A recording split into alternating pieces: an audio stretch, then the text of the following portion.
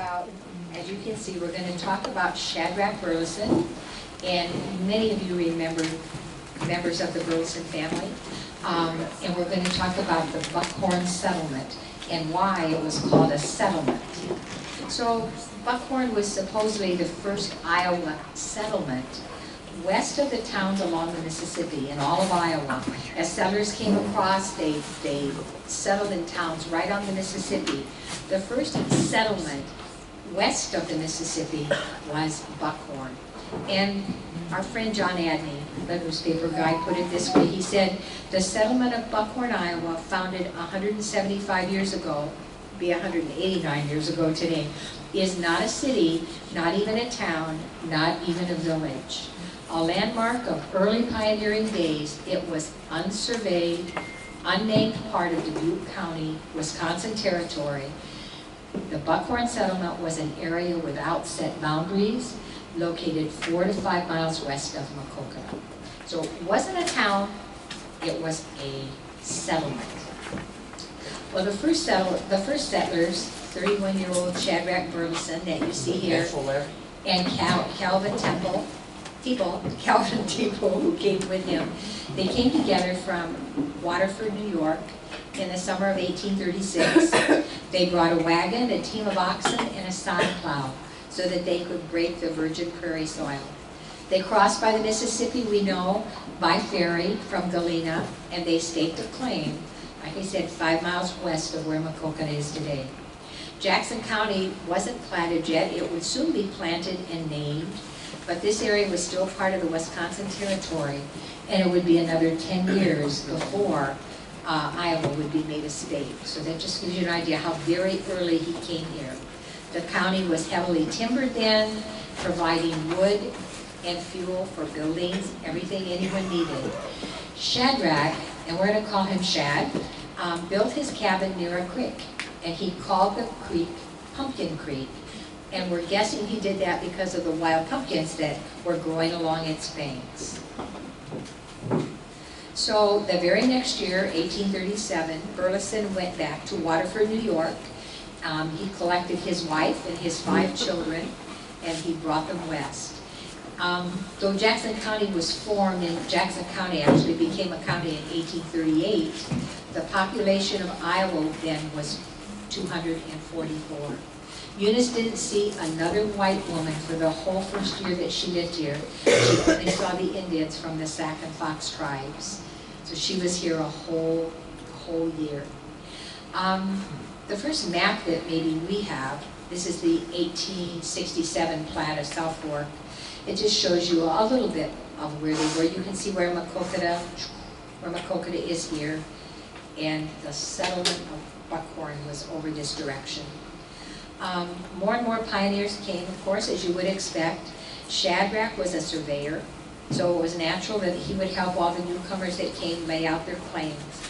And as it grew, the Buckhorn settlement was made up mainly of Germans, Danish, and English. And they were a very close-knit family of immigrants. Well, for the first couple of years that they were here, they had no need even of a grist mill because there was no grain growing in this entire area. They lived by the chase, and that meant that whatever they could catch, they could eat. There was nothing growing except maybe wild berries and maybe the pumpkins. It wasn't until 1840 we're told that there were actually sufficient grain in this area that they would need to think about a grist mill or something like that. But settlers kept coming, they kept moving in, and as they did, Burleson helped them file claims, and he just kind of naturally emerged as a leader in this area, and everybody went to him for advice and for help. In 1838, when Jackson County was actually formed, William Warren was the first sheriff, and he set up the townships in Jackson County. Shad Burleson was one of 3 judges that was picked, and elections were actually held in his house. It wasn't until 1845 that land around here was actually offered for sale by the government at $1.25 an acre. Land was available to be purchased from the government in the Bellevue areas first, but it took a while before it got out here. So even though the families living there had made improvements, they built homes, log cabins, barns, they tilled the soil, they made improvements. A land speculator could come along in 1845, swoop in and buy up their claims. And this was part of the civil law. Well, Burleson and his neighbors fought for a higher law. They talked about the divine right of self-preservation. And they banded together to protect each other. And they had what they called the peaceful possession of their claims. So it was kind of looked upon as a golden rule that was manifest by force. Because Mr. Burleson was the leader of the group. And from reading the history books, you can see that woe be to any man that was foolhardy enough to try to overbid or outbid him. So their properties were fairly safe. Back in that day, there was this awesome man. He was known as Farmer Buckhorn. As you can see, his real name was John O. Seeley. He lived in the Buckhorn settlement at this time. He knew Shad Burleson very, very well. And in 1906, he wrote articles about him for the Annals of Jackson County. Mostly the ones we're going to talk about were in Volume 2. And he wrote that for the Jackson County Historical Society. He called Shad Burleson one of the country's territorial pioneers. And he began his writings by saying that 40 years ago, no man in Jackson County was better or more widely known than Shad Burleson. He said he was a remarkable man in many respects. He had more than ordinary intelligence. He was shrewd, he was logical, he was forceful and resourceful, and he had a strong will and a clearly marked personality. Well, we have today's pictures you can see of Shadrach Burleson's property back then. What it might have looked like, you can see, oops, sorry about that, you can see Pumpkin Creek back here. And we know that he built his cabin along that creek and lived in it for quite a while. But this is the area west of here, about 4 to 5 miles, where he lived. Farmer Buckhorn talked about a lot of the things that Shad Burleson accomplished.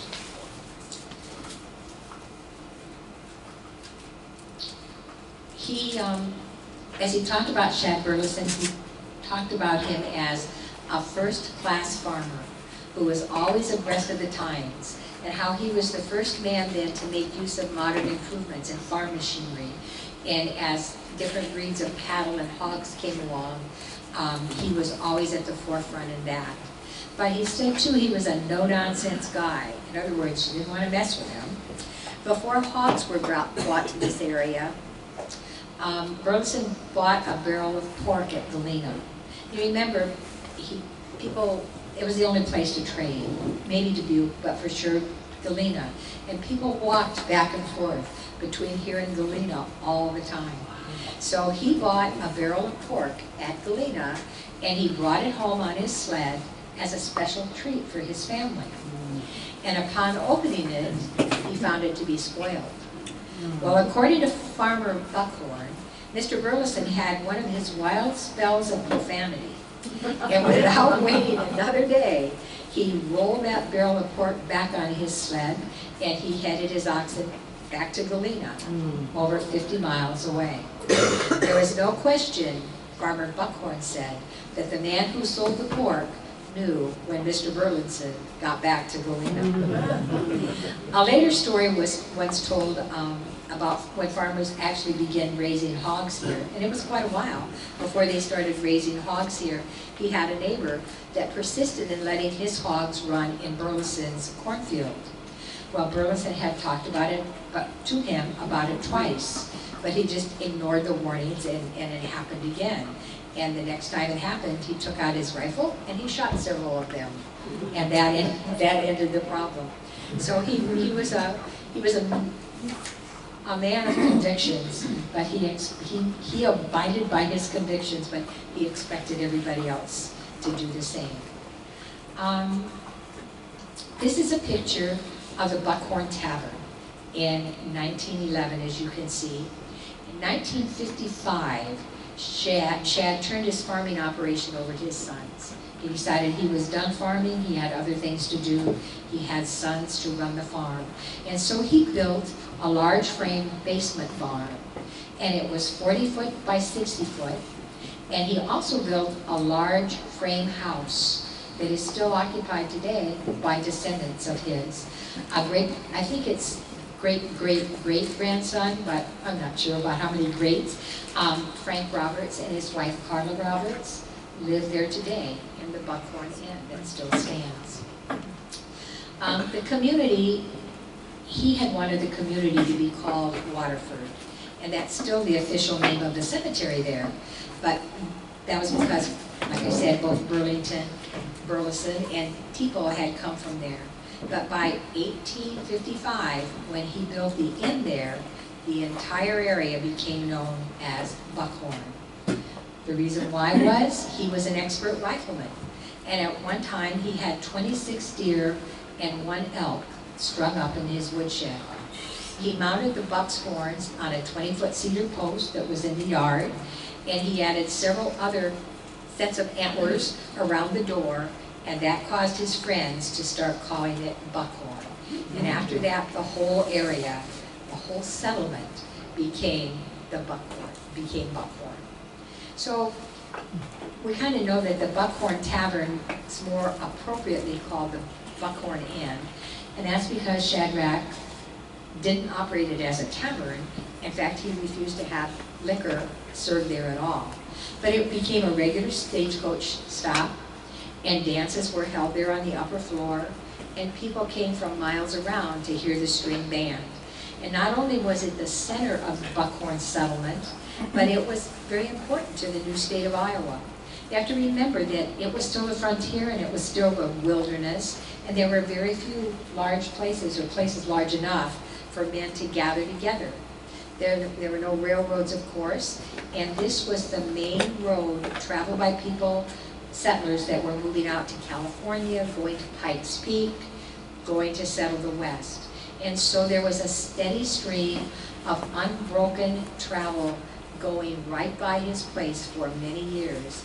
And it made Shad Burleson and the Buckhorn Tavern a familiar name in many, many states. And he was a man that made an impression on everyone who met him. He was one of those very dynamic people that people either loved or maybe hated, and there were not many people in between. He had a multitude of friends who sang his praises, but he had an equal number of enemies. And in 1865, someone intentionally burned his barn, the barn we just talked about. They waited until it was full to overflowing with hay and grain and farm machinery, and they burned it. So this is a 1999 picture. This is the Buckhorn Inn that you see there. And most of you know that as you drive west out of town on 64, and if you look off to the right, you look down, there it sets. The wonderful old Buckhorn Inn, and it's still, like I say, it's still a fine house, and it's being used by grandchildren. Carla and Frank Roberts live there now. So, going back to Farmer Buckhorn and what he had to say about Shadrach Burleson, he said that this tavern stand, and that's what it would be called back then, was a great help to him financially. I mean, he had a very, very successful farm, as you've gathered, but the inn was a financial help to him. He welcomed everyone passing through, and almost everybody had to stop there because there were so few places to stop, right? It was kind of like J. Goodno's Hotel here, J. Goodno's Inn. There was J. Goodno's Inn, there was the Buckhorn Inn, and there was the one, I can't say it, the name, the one out by Andrew.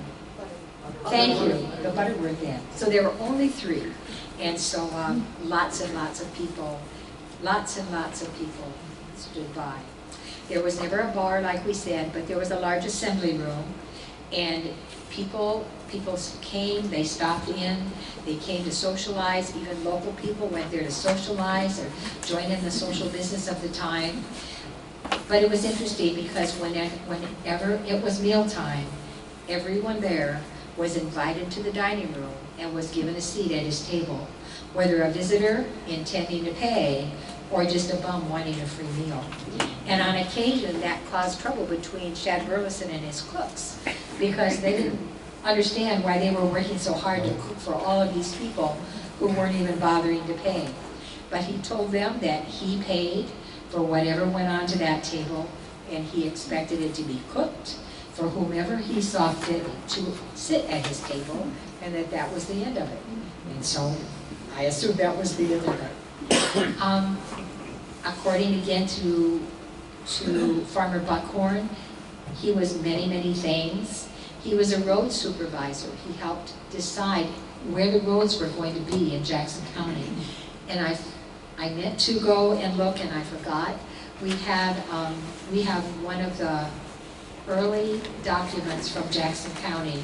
They were petitions to the 3 supervisors that were left in a file cabinet that the county courthouse gave to us from the first old courthouse that was in Bellevue. And those documents were signed. They were meant to go to the supervisors to advocate that the first roads in Jackson County be built by through their property. So there were 3 different ones. So he had a good deal to say about where roads were built back then, the very first roads, and that was very, very important. He was a surveyor, even a government surveyor. He was school superintendent. He was many, many things. But the people that were at the Buckhorn settlement realized early on that some form of education needed to be provided, even though there were no funds back then to do so. Consequently, neighbors worked together, as you know, and they built schools. Everybody contributed what they could. Someone would contribute the land, someone who had a quarry would contribute the stone, they would give logs, or they would provide labor, but everybody contributed in some way. And then the parents of the school children would contribute whatever meager salary they could get together for this teacher, and then they would furnish room and board for the teachers. On a rotating basis, sometimes a week or 2 at one family, and then a week or 2 the teacher would stay at the next. How would you feel if the teacher were living in your house for a week or 2? I think that would be kind of interesting, but that's just the way it was back then. Each family would also provide a half a quart of wood to keep the schoolhouse warm in the wintertime, and whatever else that they could do. So then later on, when Iowa became a state, and you know that was in 1846, and the townships were all laid out and divided into school districts and sub-districts, then the settlers could elect school board members, and they would have a means to levy taxes, and they would be able to pay for the buildings and the supplies and the teachers' salaries. So then things began to change. So we know, as far as we know anyway, no pictures exist of the first log school. But Velma Teeple wrote about it in her book about Buckhorn. And those of you who are interested in Buckhorn, this is an awesome, awesome book of Velma Teeple's memories of Buckhorn. And she said the first school was built by settlers about 1840. It was made of logs, caulked with clay, and it had a fireplace for heat. Slab benches and board desks were placed along the walls, and Amanda Summers was the first teacher. Well, the log school was used until about 1860, and then in 1860, Shadrach deeded land for a more permanent school building, and it was supposed to be made of stone taken from the Snake Den Quarry, located on the Maquoketa River. And we know that the building was done by a mason, George Roberts, and I think he was the relative, with the help of 2 carpenters and local settlers. And the first term was during the winter of 1861 to 1862, and James Haley was the first teacher. So I just copied up a couple pictures of Buckhorn in later years. These were Buckhorn students. And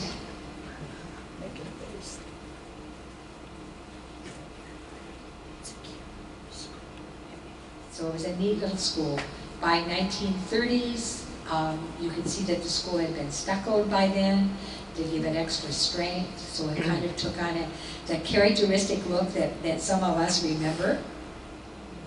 We don't know the date of this photograph, but it was just sitting out there all by itself, it seems like. And then this is 1947, and you'll recognize some of those names, maybe. Family names, at least. There's Jerry Tubbs was there. And Blaine Bach, everybody knows Blaine. The picture of that schoolhouse, is that the one that's there? Yes, there Still now, there. correct. Still there. Okay. Yep. So this is 1947. And this is what? 1950. And you can see some of the names of people that were going to school at Buckhorn in 1950. We know that Buckhorn School has a wonderful history all of its own. We've had brown bag lunches just about Buckhorn School. Lots of folks have told us lots of stories. One I just happen to remember was that Don Miller, I don't know if he's in this picture, Don Miller had a goat. And the goat always pulled a little red wagon to the school every day. And then a sadder story, there was a really, really sad story told to us by Vernon Wyra. And he said that he went to this school, and he and his friend Billy Siders were playing ante over in the school, outside the school at recess one day, and they collided really hard while they were playing. And Billy was severely injured, and he died 6 weeks later. Oh, that's sad. Wow. Wow.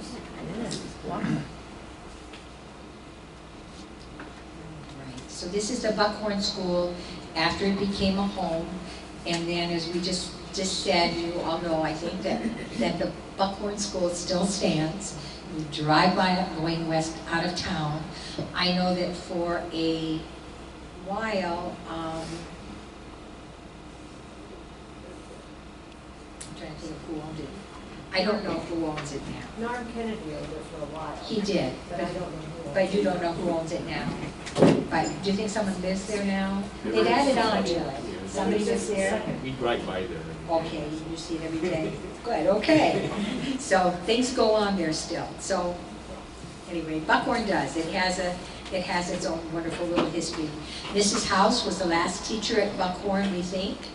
And then this is a story I'm going to ask if anybody remembers, because we're looking for answers here. One day, Mrs. House heard a knock on the schoolroom door. And when she went to the door, there was a sailor standing there. And he asked if he could help her. And she said, "What do you mean, help me?" And he said, "Your flag is upside down. That's a signal of distress or a need for help. What can I do to help you?" And it's a good lesson for children, I think. But my question to you is, I've seen that same story associated with Watson School. And I don't think it probably happened twice. So I'm just wondering if anybody knows. If you ever come across anything, we just need to know whether it was Buckhorn or Watson that this happened. But Was yep. it Florence House? I'm sorry. Florence House, was she the teacher? It says Mrs. House was the teacher. Mrs. House was the teacher when that happened. So, but I really don't know which school that's, because I've seen it assigned to both. Okay, so it's a private home now. We know that school kids went there until 1959, when most of the schools closed due to consolidation. We know that it sold for $1,200 when it was sold, and it became a family dwelling until in the 1990s when a severe storm damaged the roof. So the roof was later repaired, but again, it's still there. And I guess we don't know who owns it and lives there now. Further proof maybe that Buckhorn was not a village, not a village, but actually a settlement was that there were two schools. You know, they put country schools that close together that there would be two schools in a little village. The second school was the Crane School. Okay, and you see the Crane School here. And this is a later picture of it by two brothers that went to school there, I think. It was on the corner of 16th Street, which would be a mile south of where the Buckhorn Creamery was. And Velma Tebow said that she started school there in 1923, and she went to school at this little school for 8 years. Hulda Hinkelman was the teacher, and a lot of us here, I think, remember Gletha Engel. She used to come to Brown Bag Lunch all the time. Gletha Engel taught there for a year, and she told us she was paid $65 a month. She lived in Maquoketa at the time, and she would ride as far as the Red School with Eleanor Wood, and then she would walk the remaining mile to Crane School. And she always talked about having to deal with the Grunwald boys, because they were always bringing live snakes into the school. And she remembers too the chimney catching on fire, and she had to run all the way to the Scott farm for help. So that school closed in 1943 due to a lack of pupils. And it was purchased by someone by the name of James Curry, and he moved it to south of Baldwin. And until a while back, at least, it was had been made into a home, and the Crane School supposedly is still a home in Baldwin. So I think I have one more picture of the Crane School, and that's how it would have looked really, really early on. It looks pretty little, doesn't it? Yeah. And then we have a picture of some of the Grunwald boys. There they are, that were always taking snakes to school. So like all communities, churches were important, and so there is a picture of the Buckhorn Church. According to Farmer Buckhorn, Shadrach Burleson didn't lean toward any religious creed. He believed that one man's idea of what the future would bring was as good as another's, and that was good enough for him. But he never got in the way of any religious effort, and he would always generously donate to their causes, whatever they were. The Buckhorn Church, this one, was built in 1874 on a half an acre of land deeded by John Wilcox.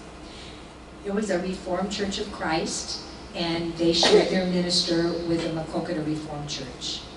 And it was destroyed by fire in 1912, but rebuilt again in 1913. And that's the building, I think, that is still there today. The Sunday school and church services haven't been held there for many, many years, but in 1956, the Buckhorn Community, tell me if this sounds right, the Buckhorn Community Association purchased a building from the Evangelical Reformed Church of Iowa for $275, and they renamed it the Buckhorn Community Building. And the folks in that community worked very hard, and still work very hard. They've raised a lot of money and doing their best to preserve that old building today. So I know that the quilting club meets there, and they have a 501c3 that they've formed under us, so that they can get grants and things like that to help take care of their building. So this church lives on. The building lives on, at least. We're there. One of the most important and earliest things in the Buckhorn settlement, of course, was the cemetery. And Shadrach Burleson laid out the land, and he named it the Waterford Cemetery because that's what he thought the whole area was going to be called. And so we have that picture of the cemetery. That's the page.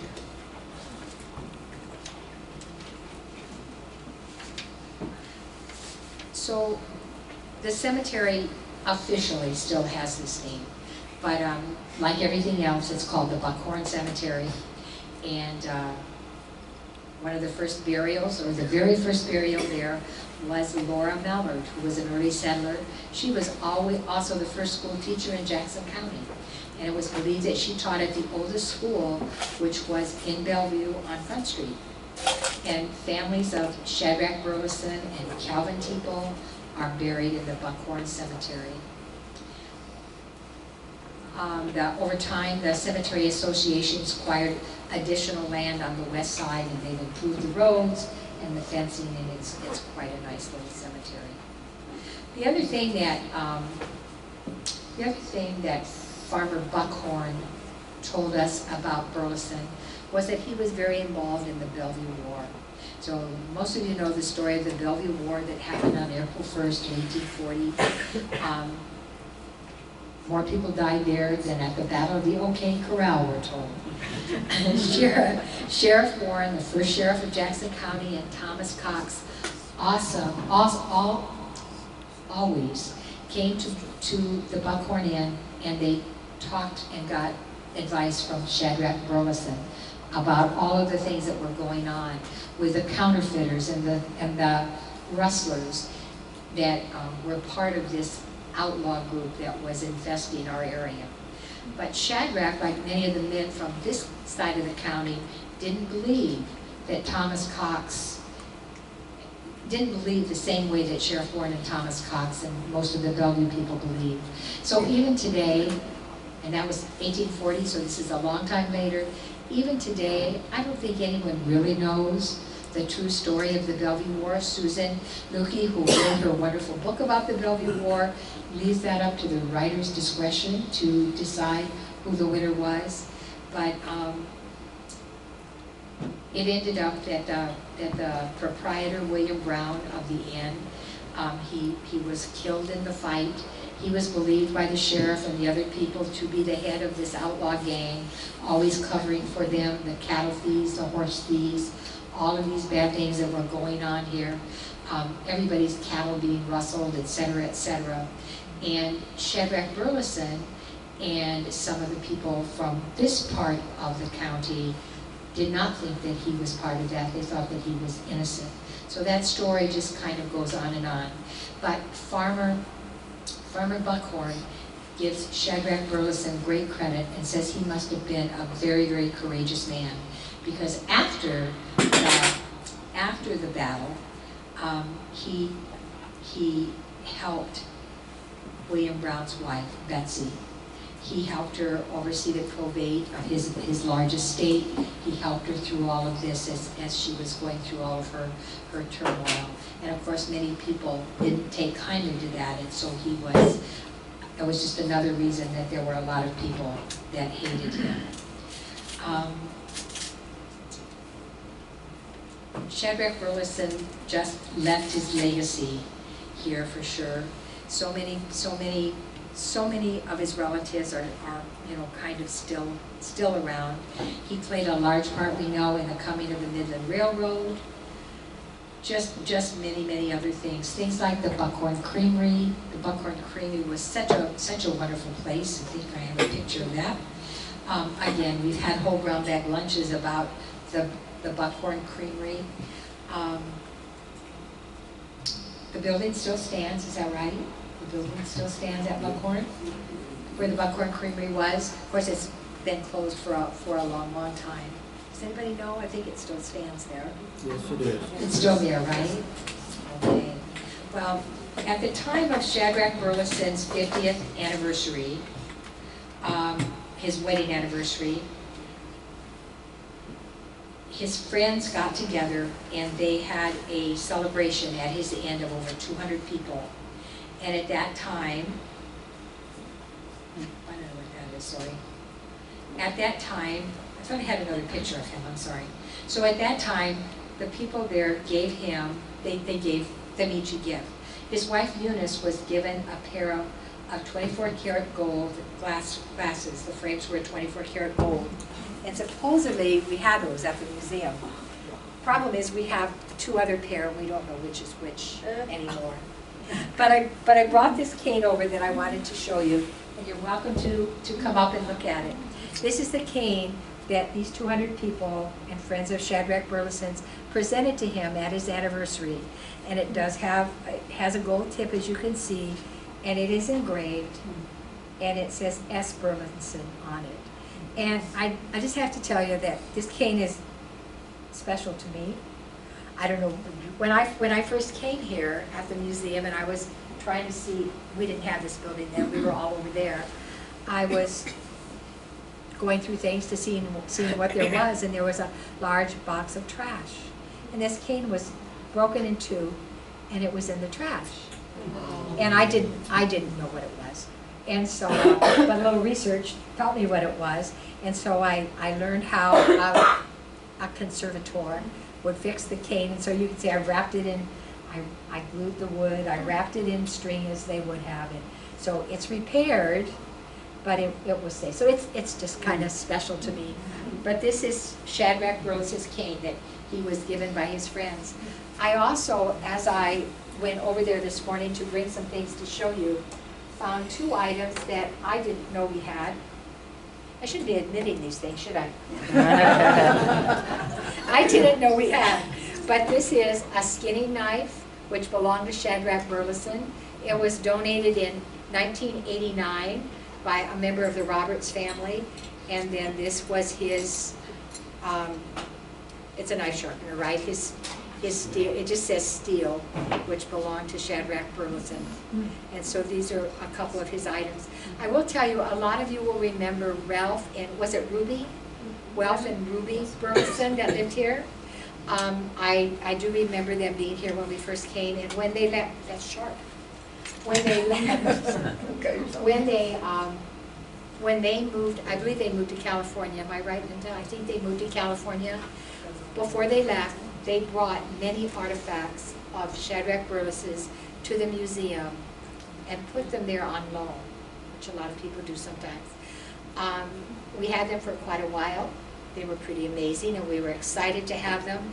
But somewhere along the line, I remember when a young man from California who was a descendant came and claimed them. And so they were only on loan, we had no recourse, so he did take them to California, but we did have a lot more things. So it's just my hope, and sometimes, you know, the chickens come home to roost. Sometimes these things come back to us. So hopefully someday, the rest of these artifacts maybe will come back to us, because certainly Shadrach Burleson played a huge part in the settling of Jackson County, not just the Buckhorn settlement. So do any of you have thoughts about Buckhorn, memories? Please. 2 of my great-grandfathers are in that picture. Are they? Tell us who. August Lutt and Henry Bush. And Henry Bush. Bush. Okay. Thank you. That's awesome. And my dad used to work in the creamery. Okay. We know that Joy Eads' father, right? Who help me with his name? Barb? Joy Eads' father. Ted He was Struble. there he worked up there for years. He was the butter maker, right? There for years and years. So for those of you who haven't been to the other museum lately, back in our creamery section, we have a wonderful creamery display that Pat Gent has put together with other people. We have the Sprayville Creamery, churn and things there, but we have Buckhorn Creamery artifacts there. And it's very, very nicely done. And Pat Gent, a lot of these people, she's descended from the Teeple side of the family, so a lot of her relatives were involved in this too. So that's the wonderful Buckhorn Creamery. Such great stories came from there. Les? Do you know if Shadrach himself was an immigrant, or if he was born in this country? I just know that he was born in, I think he was born in Waterford, New York. I don't think he was an immigrant. I think he was born there. Do you know where his folks were from? I don't. I do not. And maybe everything I've seen just says he came here from there. That doesn't necessarily mean. Okay. We need to look into that and see what we can find out about that. We may have more information about that. It makes me curious, his personality, who he was, makes me wonder what his parents did and were like. That's a good question. That's a good question. We need to find out. That's good. We need to do some more research and find out more, because he was certainly a very interesting man, very forceful man, very dominant man. He obviously cared a lot for people, you know, but very, very interesting man. Any other comments or questions about? He was born in 1805, and he died in 1883. So, and he's buried in, of course, in the Buckhorn Cemetery. The inn he had, how many people could stay there? You know, I'm not, have you seen anything about that, Kathy? In all the things I've read many, we don't know the answer to that. Ah, okay. Not like not like the other places. Okay. So we just know there wasn't a bar. Bar, I just looked up Shadrach Burleson, okay. and it says he was born in, now I just lost it. In Vermont, anyway. In Vermont. Bennington County, Okay, the town of Powell. okay, so he was not an immigrant. Doesn't say anything about his parents, where they came from?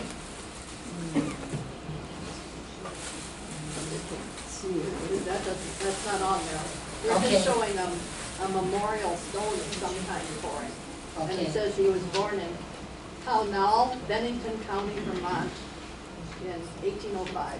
Okay, and we know that he ran a packet boat on the canal before he came this way.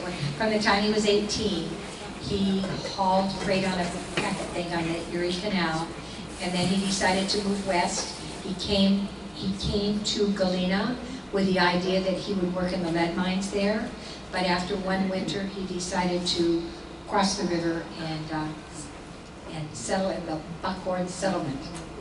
So, anyway, I saw another, anybody else? I thought I saw another hand. All right, well, thank you very much for coming, and I just think it's wonderful that we can talk about some of our early Hall of Fame people and what they did for us and how different our area is because they were here and because of the things that they have done. We have all enjoyed more. So, thank you.